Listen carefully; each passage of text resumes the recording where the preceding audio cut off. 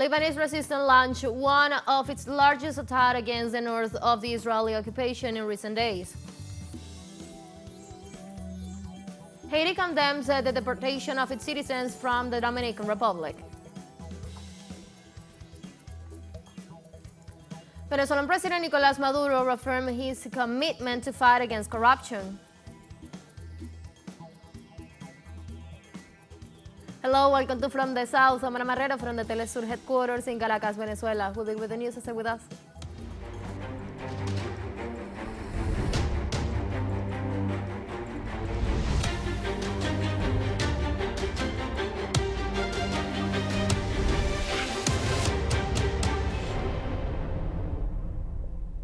The Lebanese resistance launched one of its largest attacks against the north of the Israeli occupation in recent days. At the same time, Israel attacked residential areas in Beirut for the 26th time in one day. Local media reported that the Daheyed neighborhood in the south of the capital was bombed over 10 times in the last hours. Occupation forces claim to have eliminated a key Hezbollah official. However, in his speech, the Deputy Secretary General Naim Qassem did not confirm the information. Hezbollah sounded the alarm throughout Galilee, and it is estimated that more than 85 shells were fired against Israeli positions.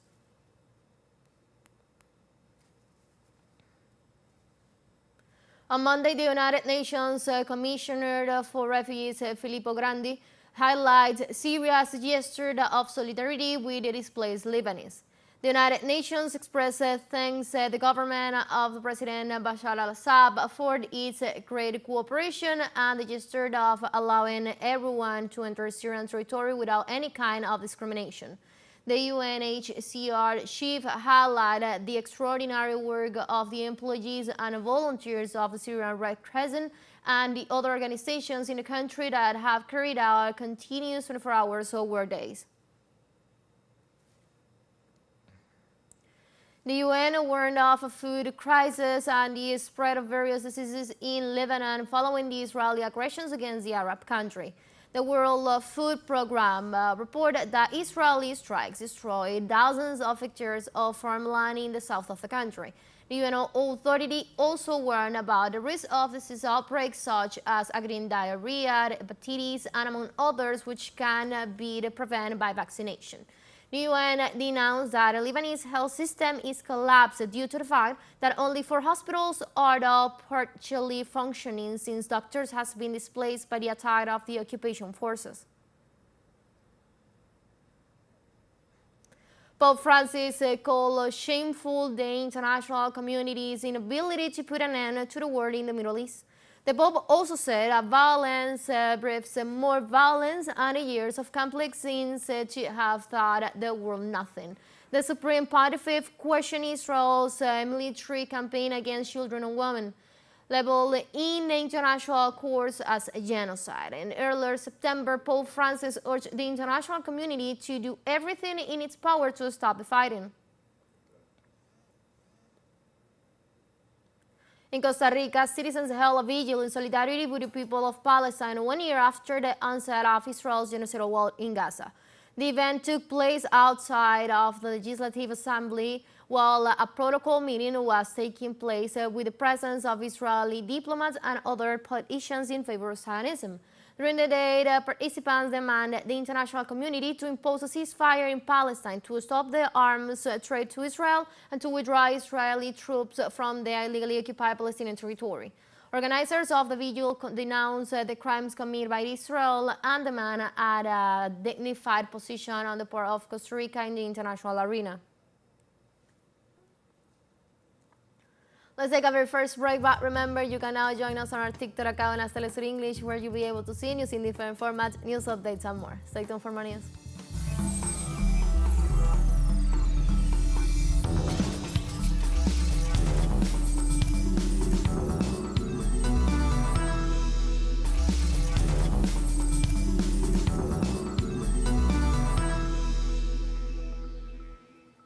Welcome back to From the South.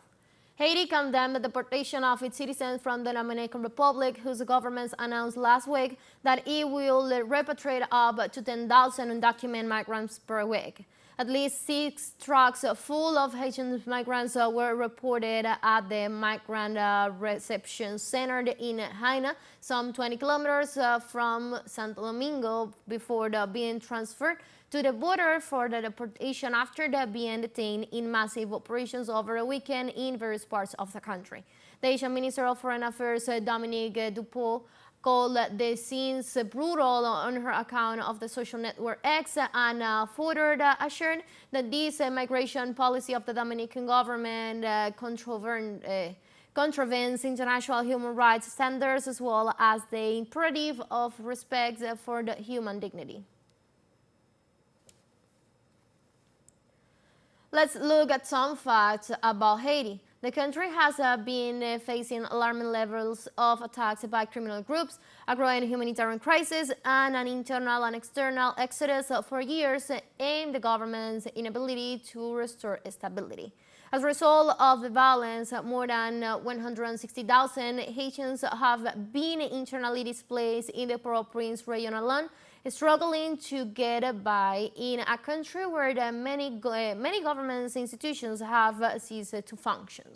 Despite the criticism of forced returns to Haiti and calls to stop deportations in the face of the crisis and insecurity in that country, last year 216,000 Haitians were deported from neighboring states.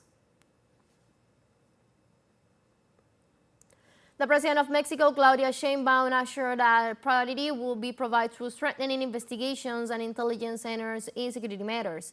The head of state indicated that the Secretary of Security and Civilian Protection, Omar Garcia Harfuch, will meet with state authorities to define issues of coordinations and support in view of the new security strategies. Concerning the plan, several authorities will travel to Sinaloa to agree on joint actions regarding the increase in violence.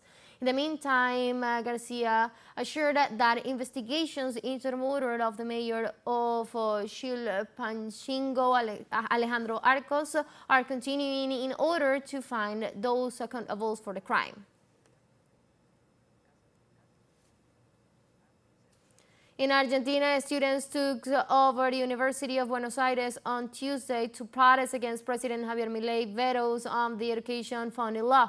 The students of the faculties of psychology, philosophy, and letters resolved to continue with their pressure measure for 48 hours and to participate in a demonstrations planned for this Wednesday in front of the Congress. For its part, the teachers' unions reject the 6.8% salary increase approved by the executive, considering that it is not enough to cover their needs in the face of rising inflation. University students also condemned the closure of the National Mental Health Hospital Laura Bonaparte, where the 612 people will lose their jobs and thousands of patients will be left without care. On Monday, the president of Venezuela, Nicolás Maduro, reaffirmed he will keep up the battle against those who disregard laws and all forms of corruption with no hesitation of any kind. The head of state described those abusing of their privilege and disregarding laws as corruption and degenerate. Maduro then assured that they are the second great enemy of the country's life. In addition, the president highlighted not only the permanent conspiracy against the Bolivarian nation, but also the damage caused by those taking advantage of the process, these guys as revolutionaries, but actually harming the people.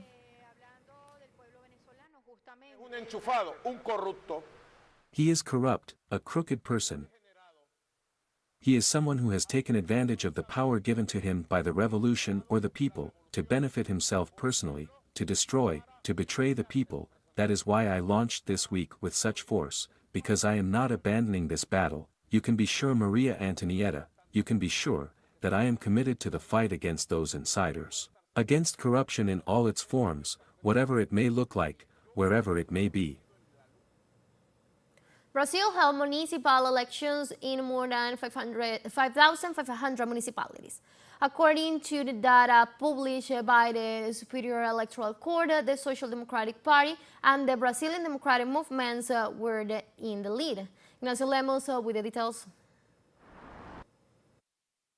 A slim lead left the current neoliberal mayor, Ricardo Nunes, and the leader of the homeless movement, Guilherme Boulos, in the second round of the elections for the mayor of Sao Paulo.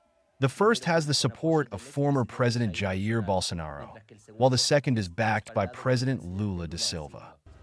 I am very confident in the decision of the people of Sao Paulo. I am very confident that the people of Sao Paulo will opt for change, and that change, which today was a majority at the polls, is represented in the second round by Marta and me. Today we have the largest progressive front in the history of the city of Sao Paulo, of those who have the conviction, the glint in their eye, that Sao Paulo deserves more. The result left Pablo Markel out of the second round. Bolsonaro's second letter generated cracks in the extreme right with his candidacy to govern Brazil's largest city. During the campaign, he was hit with a chair in a television debate while attacking his opponents. Markel will have to explain to the Brazilian justice system the propagation of lies to harm the left candidate, Guilherme Boulos. What happened in the debates was a cycle of violence, making politics a tool for entertainment that is disconnected from the proposals and the problems that we all suffer. So what we feel is missing in the debates are adults in the room, people debating how we solve the problems we have today in Sao Paulo. I feel a great regret in recognizing that social networks are placing influencers and people disconnected from the political problems as leaders. Sao Paulo is considered a thermometer for politics in the rest of the country. Sao Paulo is the economic center of the country, the largest city in the country. Everything revolves around Sao Paulo, so the impact of the choice of the city of Sao Paulo and the state of Sao Paulo is very great within the country. In South America and in the world, Sao Paulo is a city that is evaluated all over the world to know how Brazil is doing. Economically, I am talking about, not as a landscape, but as a beauty. Economically, the city of Sao Paulo is a reference. The elections positioned the Democratic Socialist Party as the party with the largest number of mayoralties. The center-right organization, whose action oscillates between government and opposition, has greater negotiating weight and will be a contending ground for the 2026 presidential elections. Behind the 888 mayoralties won by the Democratic Socialist Party, the Brazilian Democratic Movement, party of the former de facto President Michel Temer, and Progressistas, both with similar ideological spectrum and fields of action to the Democratic Socialist Party, appear with expressive votes. Meanwhile, the Workers' Party achieved a slight improvement in the number of municipalities it will command, while the extreme right, with Bolsonaro at its head, reaffirms itself as a force with a strong support base. Next October 27th, 15 capitals will host the ballotage. Let's take our last break, but before we invite you to visit our YouTube channel at teleSUR English, where you'll be able to watch an interview, top stories, special broadcasts, and more. Hit the subscribe button and active the notification bell to stay up to date on the world's most recent events. If you want a break, don't go away.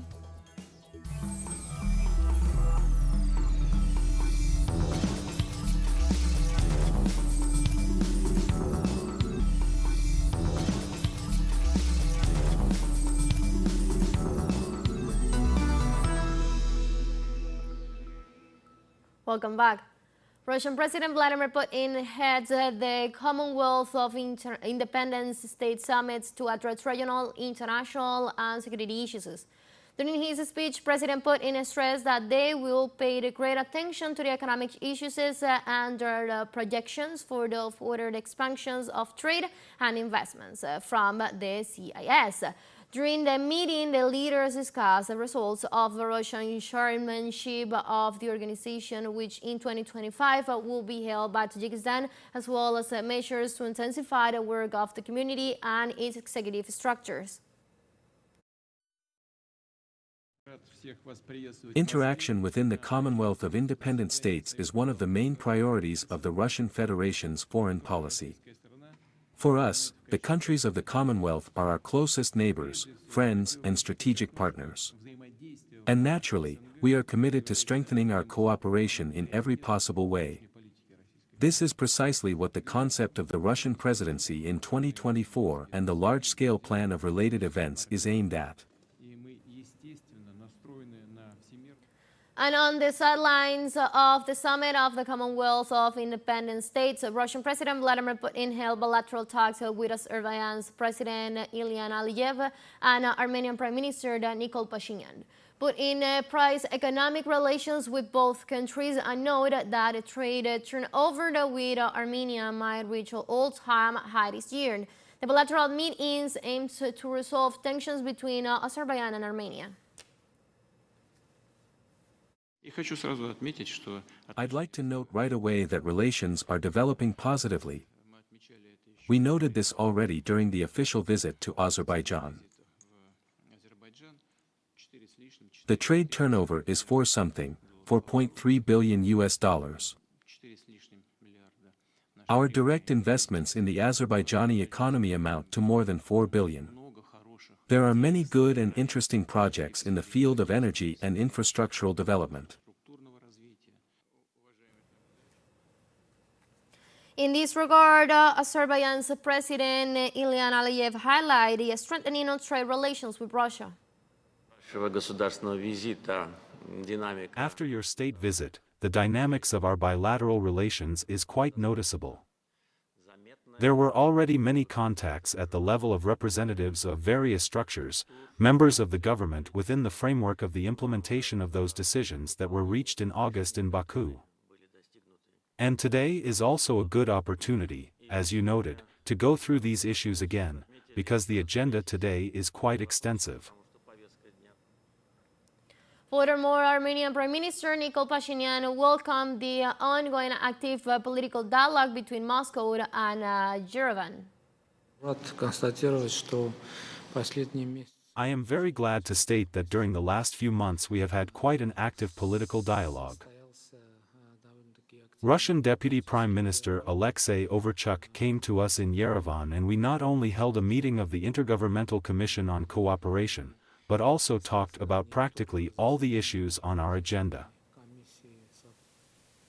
In Sweden, scientists' British-Canadian girlfriend Hinton and US young Hopefield won the Nobel Prize in Physics for the pioneering work in the development of machine learning. One of the laureates held fun conversations about their current achievements on a press briefing. My partner. I think it will have a huge influence. It will be comparable with the Industrial Revolution, but instead of exceeding people in physical strength, it's going to exceed people in intellectual ability.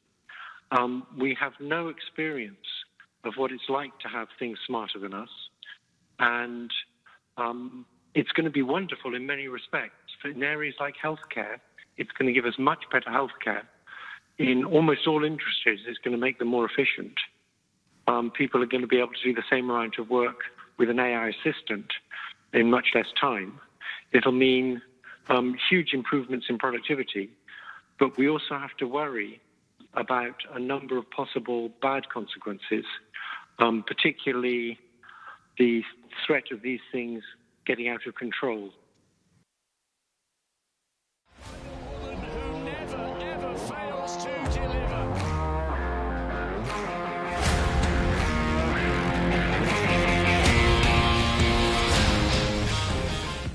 Changing topics and go to sports. On Thursday, a grand ceremony was held for the retirement of outstanding Spanish football player Andrés Iniesta after 24 years of the brilliant career. The 40-year-old player will be on a coaching course soon as he's planning to train young generations. In early 2010s, Iniesta earned a World Cup, 2 European championships, 4 UEFA Champions League titles, and 9 La Liga trophies. In addition, the footballer that was among the nominees for the 2010 World Cup Golden Boot Award and Ballon d'Or. In all, the midfield player had reached 32 trophies as Blaugranas during his 22 years at the Barcelona club. Today, Iniesta shared with his fans some statements to express his feelings at his retirement event.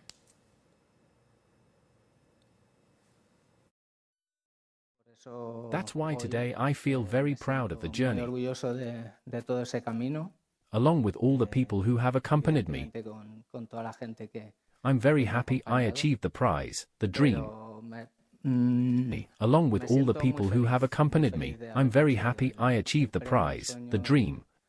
The ultimate goal of becoming a professional soccer player, because I...